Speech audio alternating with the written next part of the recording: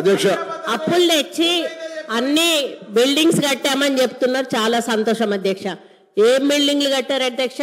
Central jail కూలగొట్టిండ్రు, పురాతనమైనది నిజాం నవాబ్ కాలం నాటిది, అక్కడ హాస్పిటల్ కట్టిండ్రు అధ్యక్ష. అదే హాస్పిటల్ ఊరవతల కట్టుంటే పేషెంట్లకు కూడా మంచిగా ఉంటుంది అధ్యక్ష. పురాతనమైన జైలు కూడా అక్కడ ఉండేది అధ్యక్ష. అక్కడ ఎంజిఎం ఉంది, ఎంజిఎంలో సరిగా స్టాఫ్ లేరు అధ్యక్ష. దాన్ని డెవలప్మెంట్ చేయకుండా కొత్త బిల్డింగ్ ఎందుకు కట్టారు, ఆ ప్లేస్లో ఎందుకు కట్టారంటే వీళ్ళకు పర్సంటేజ్ల కోసం కట్టారు అధ్యక్ష. ఈరోజు సెక్రటేరియట్ పాత భవనాన్ని కూలగొట్టారు అధ్యక్ష. అంత పెద్ద భవనాన్ని, అన్ని కోట్ల విలువైన భవనాన్ని కూలగొట్టాల్సిన అవసరం ఏముంది అధ్యక్ష?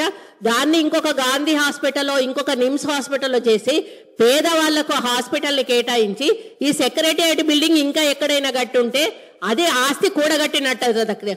ఉన్న ఆస్తులను ధ్వంసం చేసి కొత్త ఆస్తులు కట్టుకున్నది ఎవరి కోసం? మీకోసం కట్టుకున్నారు, మీ పర్సంటేజ్ల కోసం కట్టుకున్నారు. ఈ రోజు డబుల్ బెడ్రూమ్ ఇల్లు ఎక్కడా కూడా నిరుపేదలకు కట్టలేదు అధ్యక్ష. 100 సార్లు నేను సీఎం గారిని, గత సీఎం గారిని అడిగాను అధ్యక్ష. స్థలాలున్న వాళ్ళకి ఒక 3 లక్షలు 4 లక్షలు ఇవ్వండి, వాళ్ళు ఒక్క షెడ్ అన్న వేసుకుంటారు అంటే మేకెక్కడ ఉండాలి, కోడెక్కడ ఉండాలి, అల్లుడెక్కడ ఉండాలి, బిడ్డ ఎక్కడ ఉండాలి, డబుల్ బెడ్రూమ్ ఇల్లు కట్టిస్తా అని కనీసం ఒక 100 బెడ్రూమ్ హౌజులు కూడా ఒక్కొక్క నియోజకవర్గానికి ఇవ్వలేదు అధ్యక్ష. ఆ ఇచ్చిన బెడ్రూమ్ ఇల్లు కూడా ఈ రోజు ఎలక్షన్ల ముందు వాళ్ళ కార్యకర్తలకు మాత్రమే ఇచ్చుకున్నారు అధ్యక్ష. నిరుపేదలకు ఎవరికి ఇవ్వలేదు అధ్యక్ష. ఈ రోజు బోర్బండ పోదాం అధ్యక్ష, ఇక్కడి నుంచి బోర్బండకి వెళ్దాము. అక్కడ వాళ్ళు టైల్స్ వేసుకొని, వాళ్ళు షెల్ఫులు కట్టుకొని 10-10 వేలకు కిరాయిలకు ఇచ్చుకుంటున్నారు అధ్యక్ష డబుల్ బెడ్రూమ్ ఇల్లు. వీళ్ళు చేసిన పనులన్నీ కూడా దుర్వినియోగం చేశారు అధ్యక్ష. అప్పులు తెచ్చి నిరుపేదలకు ఉపయోగపడి పని ఒక్కటి కూడా చేయలేదు అధ్యక్ష.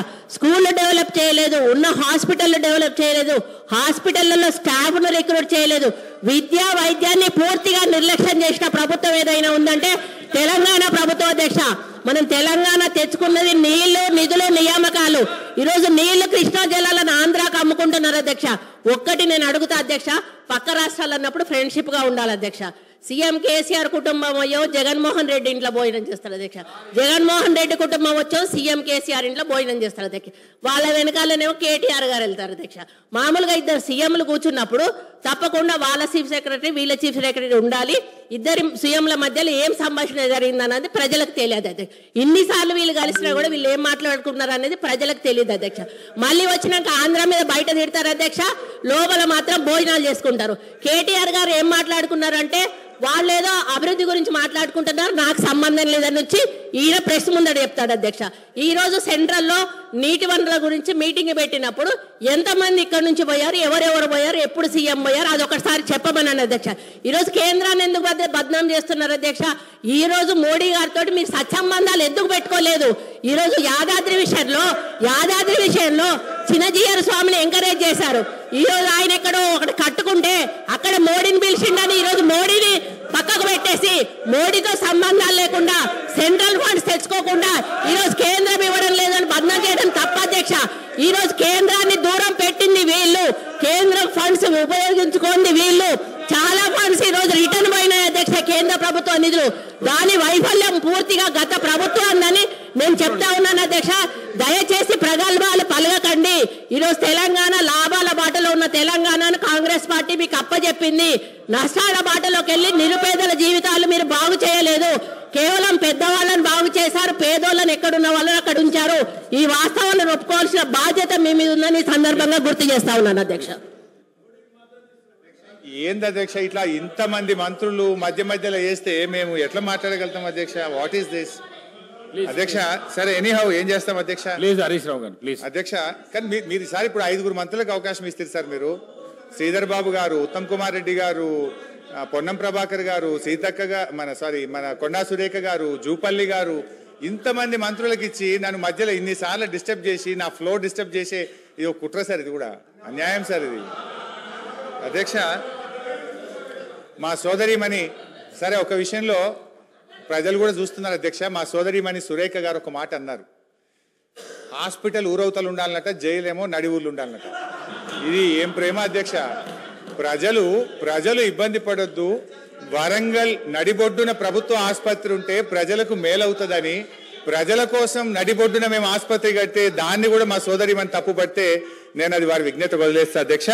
ఇకపోతే వైద్యం కూడా నిర్లక్ష్యమైందని ఉంటారు. సోదరి అని చెప్పారు అధ్యక్ష. బయట ఉంటే ఆరోగ్యకరంగా ఉంటారు పేషెంట్స్.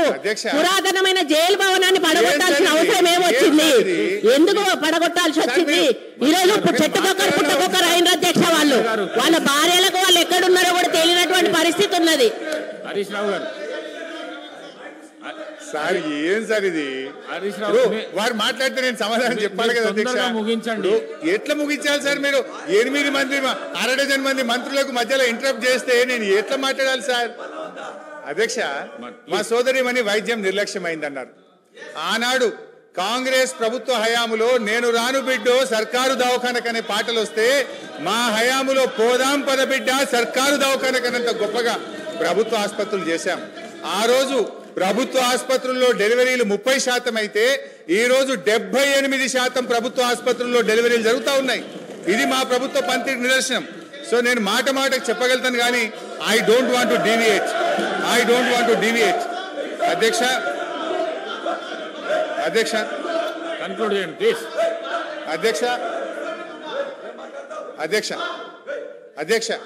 ఈ రాష్ట్రం అనేక గొప్ప విజయాలను కూడా సాధించింది అధ్యక్ష.